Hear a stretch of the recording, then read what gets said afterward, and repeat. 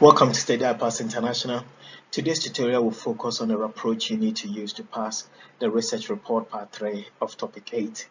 And the objective behind this tutorial is to provide you with the key skills and techniques you need to write a successful or excellent research report part 3. My name is Isaac Jima. You can connect with me on LinkedIn by sending connection request with the web link on your screen. Also, you can send me an email by obuacc@steadypass.com or join the topic forum on our website www.steadypass.com. Today we will discuss components, guidelines, sample discussions, and key considerations. And the research report part 3 is all about results, analysis, conclusion, and recommendations. The research report 3 key components are 3.1 results description, 3.2 results presentation, analysis and evaluation, 3.3 conclusion, 3.4 recommendation. Let us look at how to pass each component of topic 8 research report part 3. 3.1 result description of results, and the objective behind 3.1 is to provide a brief overview of the results you have and their limitations. What the marker is asking you to do is to provide a brief summary of the results you'll be analyzing and evaluating under 3.2, and whether there are any limitations in the results that can affect the analysis and evaluation. Answer by 1, identifying the accounting techniques and business model and their results, okay, and then 2, ascertaining the purpose of the results, and 3, ascertaining the limitations in the results. Remember, it is all about accounting techniques and business models and the limitations in the results. Now that you know what to write under 3.1, let us look at how to write 3.1. 3.1 description of results, then 3.1.1 results description. You state the accounting technique, business model, or the technique or the approach you use, and briefly explain the results under it. And you look at 3.1.2, and remember, if there is no limitation in the results you are going to use for 3.2, don't write anything under 3.1.2. But if there are limitations, definitely write the limitations and explain what the limitations are, or if it is one is, and explain the defensive mechanism you have implemented to ensure that it will not have effect on the 3.2 analysis you'll be doing. Now let us discuss the research report part 3 3.1 sample attached to this tutorial. Now from the 3.1 sample, you realize that the mentee followed the guidelines provided. What she basically did was also to look at the currency difference, which I've explained in the approach, and identify the limitations that are in the currency difference, and then as a result present it as a limitation, but then also show the defensive mechanism in that as well. So that was a very smart move, and I was very happy when I saw it. So I hope you'll be able to also look deep to identify whether there are limitations with your results. But if there are no limitations, please ignore it. There's no need. It does not have any bearing on 3.2. Does not have any bearing on your marking. But if there are limitations stated, it sort of show or indicate that you know what you are doing. But if there are none, don't try to force something because it doesn't have any bearing with the marking. Now, I always want to encourage you to follow the guidelines because it will help you to meet the objective of topic 8 research report part 3 3.1. The second component we look at is 3.2 results presentation, analysis, and evaluation. The objective of 3.2 is to explain the results and provide the reasons behind the results. What the marker is asking you to do is to analyze the results by explaining and interpreting the results, and evaluating the results by providing reasons for the results. And to analyze and evaluate, you follow the steps of 1, present the results, 2, analyze the results, 3, evaluate the results. Remember, topic 8 is about financial performance, which will need the financial results, and business performance, which will need the business results. And during the analysis and evaluation of the financial performance, you will need to compare the financial results of your main company and your comparator. And during that process, remember to make sure that the same effort and process you use to analyze and evaluate the main company performance will be done for the comparator. Therefore, to ensure that the analysis and evaluation considers each year, an organization follow action 1, 2, and 3. Okay, with action 1, the focus is on results presentation. So you follow the step of 1, stating the financial ratio category. For example, if it is profitability ratio results you are about to analyze, you state profitability ratio. Then step 2, you state the type of ratio. So for instance, net profit margin. Then step 3, present the graphical presentation of the results or of the net profit margin, and then you reference. And then you go to action 2. Now the focus is on the main company. So what you're about to do is to analyze and evaluate the main company financial results. Okay, so you analyze and evaluate each year results. For instance, if the results period is 2017 to 2019, you analyze and evaluate 2017 net profit margin results, then analyze and evaluate 2018 net profit margin results, and lastly, you will analyze and evaluate 2019 net profit margin results. It's very, very important to remember this. Then you go to action 3, and now the focus is on the comparator, right?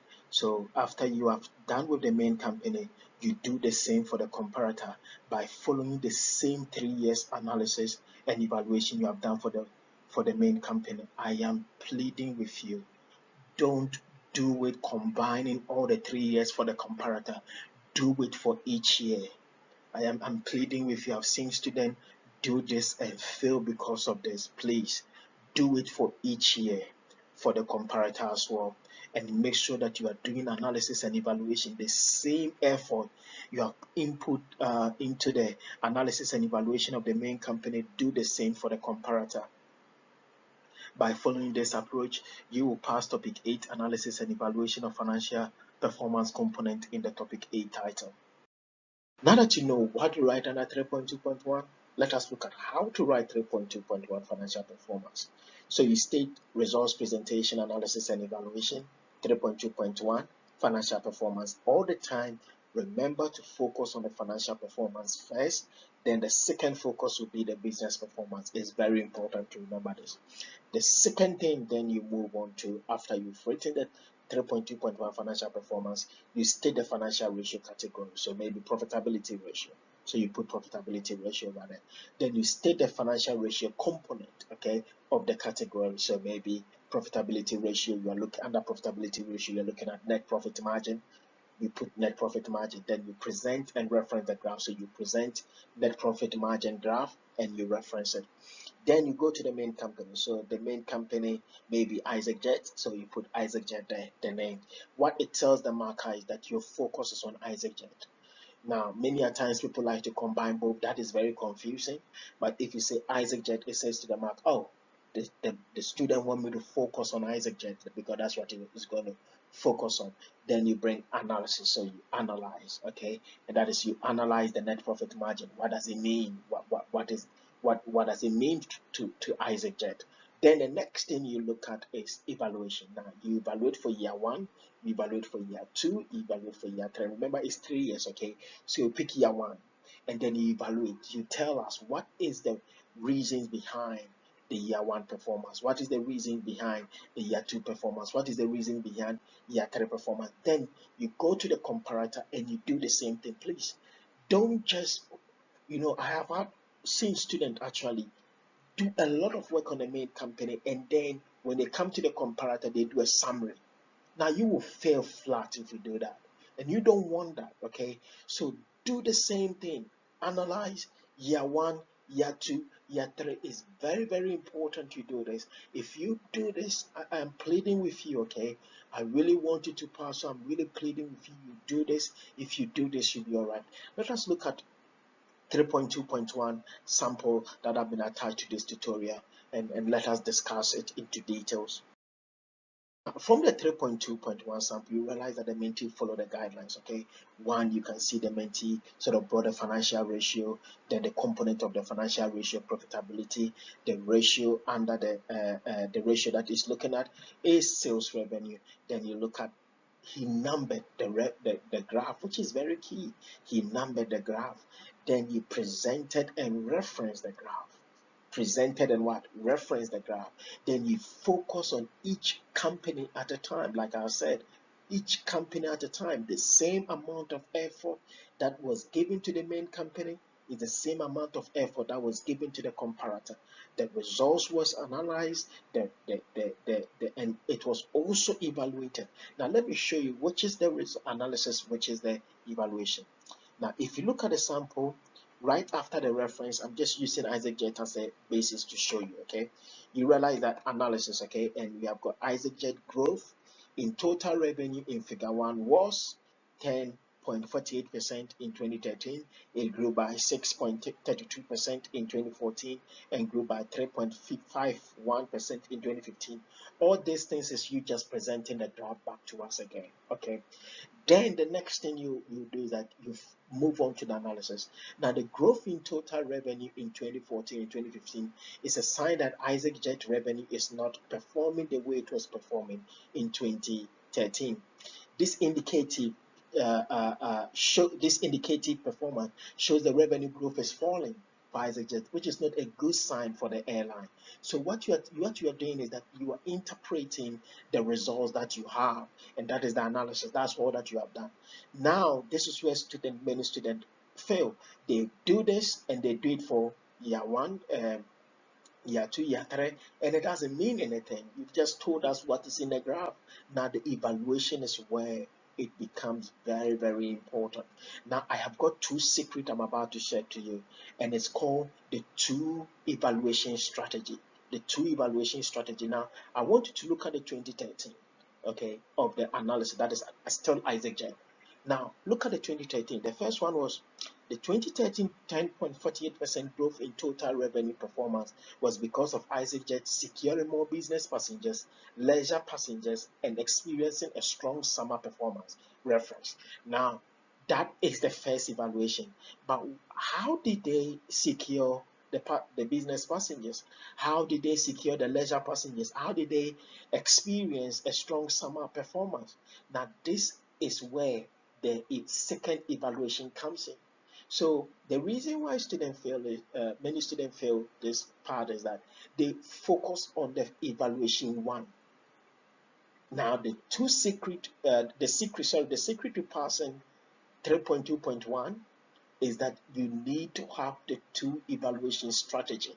So what I normally do, normally tell my mentees to do is to, after they have done the first evaluation, you pick a component of the first evaluation and explain it further. Now you can see it again, evaluation 2 strategy. Now we are saying the business strategy.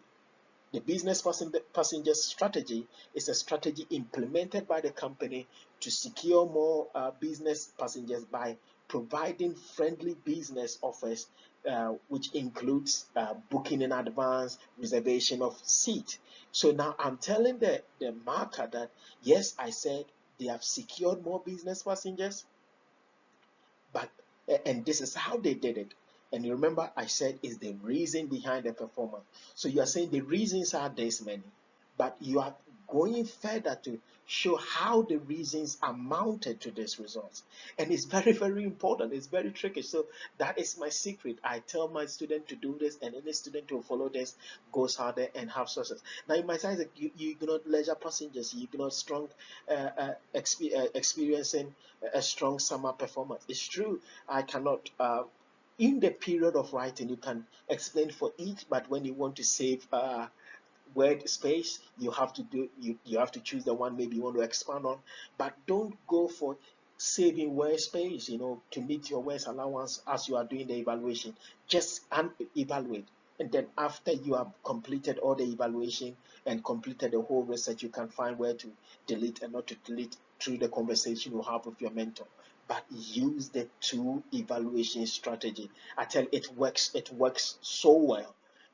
The first evaluation, you've given us the overview, but then the second evaluation goes into details like I have done.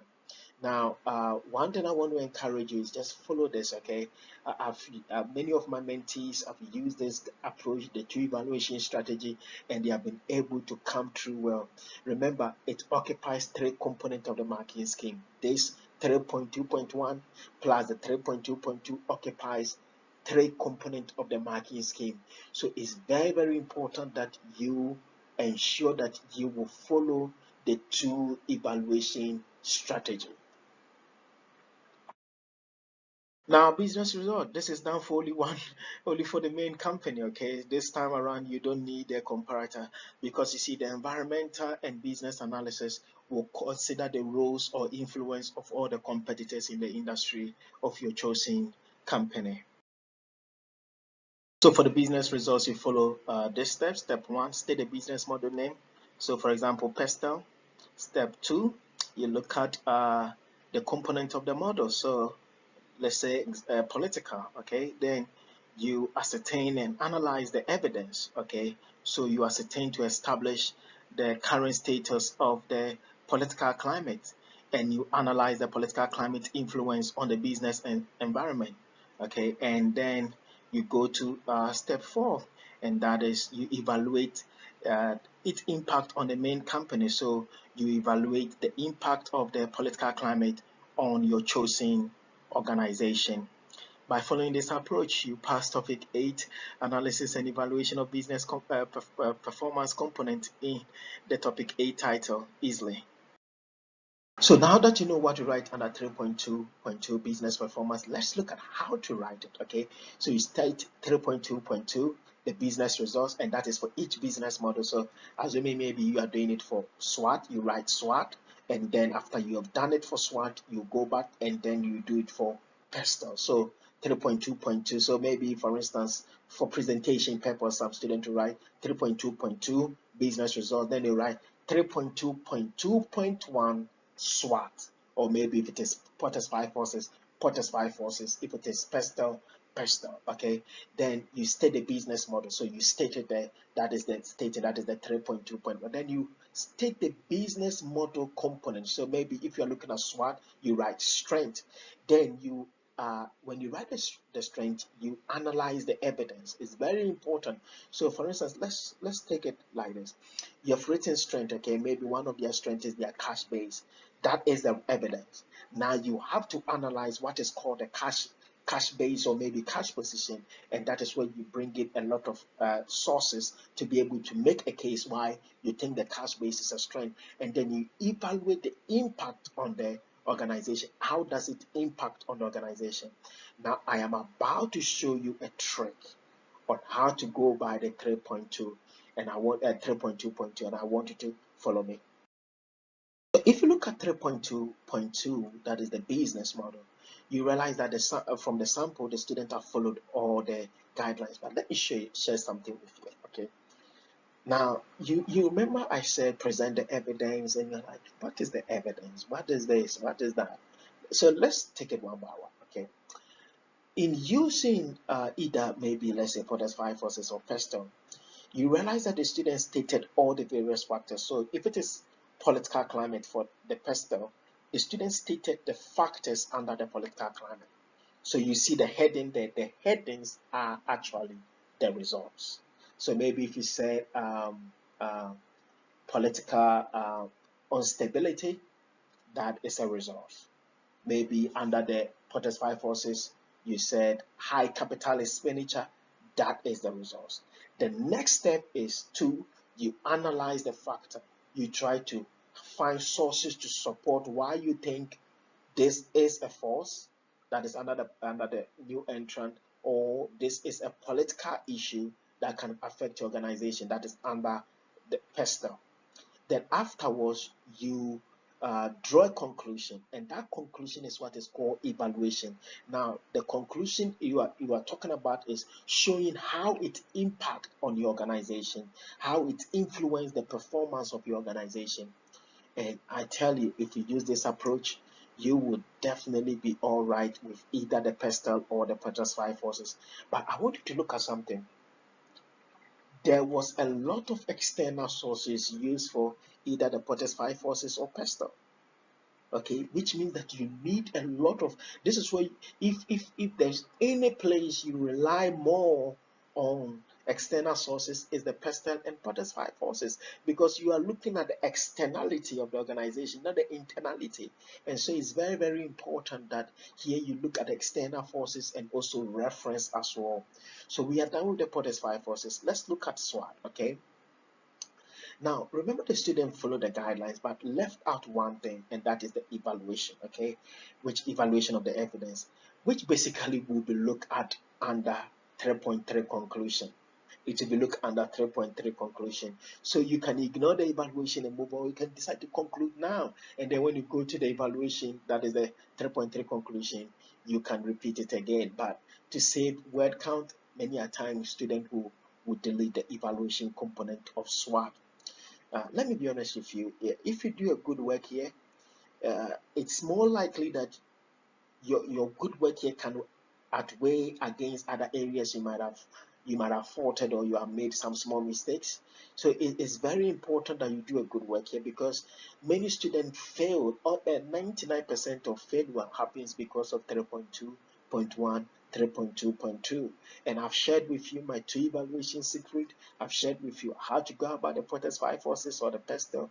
But it all depends on you. Okay, it all depends on you. I always encourage my student to take these steps, to follow these guidelines, to do this. But I always also appreciate the fact that the student is the one leading the charge.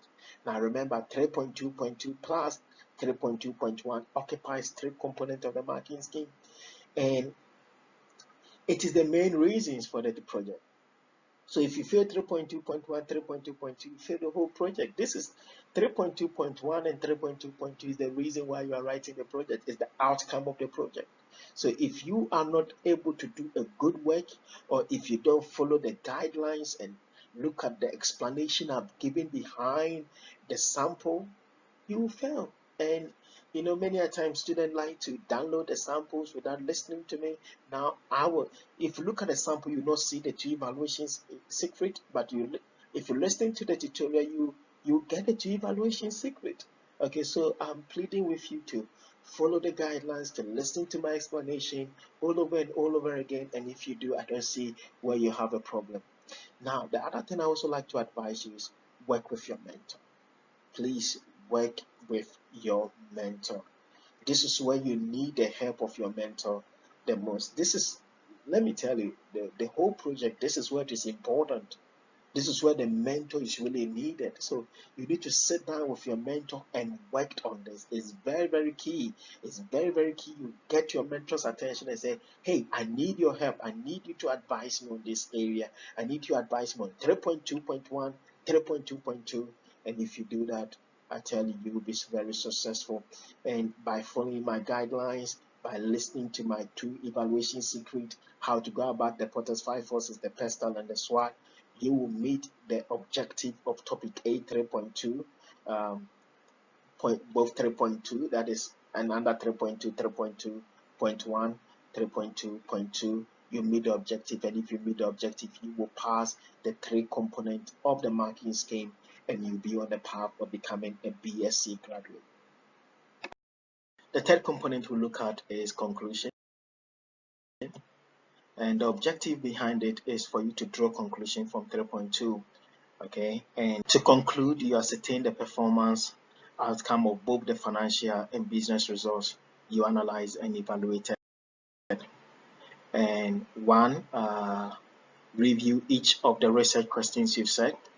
Identify the results under the 3.2 that answer that particular research question. 3, from the results, summarize an answer to the research question.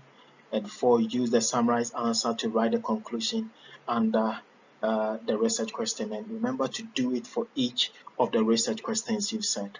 Now that you know what to write under 3.3, let's look at how to write 3.3. So you state 3.3 conclusion, you state it for the research, you state the research question, you present a summary of the results that answers the research question, you conclude on what it means. And remember, you do it for each research question. Okay, you do it for each research question.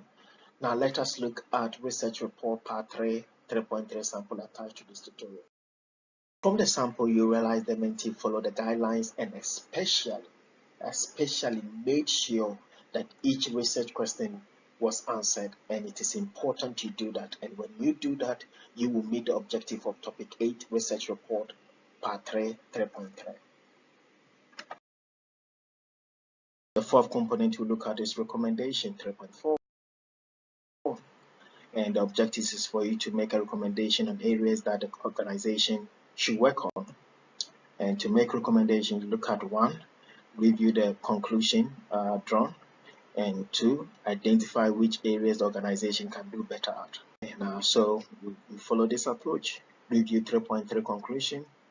2, identify areas the organization can do better. 3, devise the best action the organization needs to take on that area. And 4, recommend an approach that will help them. Now that you know what to write at 3.4, let us look at how to write 3.4. So you write 3.4 recommendation, you state the date, it can be the date you are submitting, the recipient name or title, it can be maybe to the board of directors, to the management team, to the CEO, to the finance director, whoever you are recommending it, you are sending the recommendation to, you write the title, then you state the recommendation title. What are you recommending? What is the title? And then you present your recommendation. It's very, very important that you do so. Now, don't state your name here. Remember, Oxford Books want you to take your name out of the research report. It's very, very key because it hides your identity and it helps with objectivity of matter. So don't state your name here. Now, let us discuss the research report part 3, 3.4 sample attached to this tutorial. Now, from the 3.4 sample, you realize that the mentee followed the guidelines I've provided, and I will advise you do the same. When you do, you meet the objective of topic 8 research report part 3, 3.4. The key to do is you need to do if you want to pass topic 8 research report part 3 are 3.2, okay, results presentation, analysis and evaluation. Make sure you conduct analysis and evaluation of results and follow the approach I've shared with you. And 3.3 conclusion, remember to do it for each research question. If you do this, you become a BSc graduate with topic 8 research and analysis project. In conclusion, we have discussed component, guidelines, samples, discussion, and key considerations. And remember, the samples are used for 3.1 to 3.4 of topic 8 were written by my mentees who had A's and B's. Therefore, I hope you use their work as an inspiration to follow my guidelines as you write your own. And I know that by following the techniques and steps shown from 3.1 to 3.4, you will pass the topic 8 research report part 3.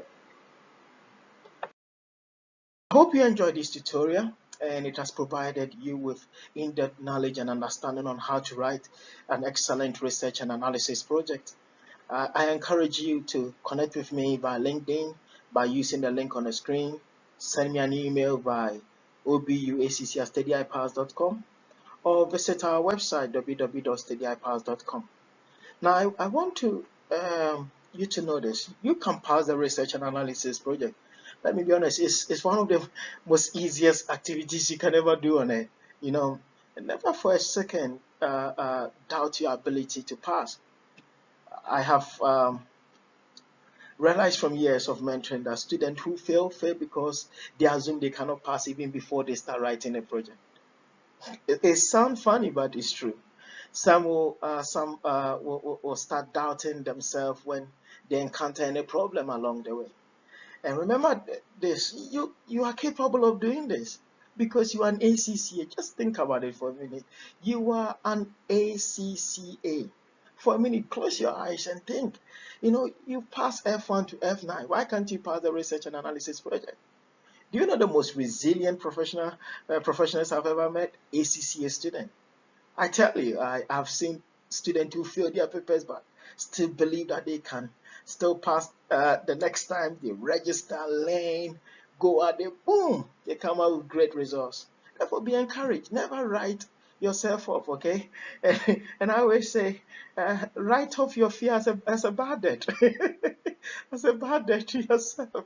And whether you are my mentee or not, I'm your #1 cheerleader. So whenever you feel like giving up, remember you are giving up on me, your parent, the people who believe in your abilities. And I wish you all the best. And let's connect. LinkedIn, email, website, and I'll be happy to be your friend. Thank you so much. My name is Isaac Jima. I'm senior teacher at Steady iPass International. I appreciate the time you have used to listening to me, and I wish you all the best.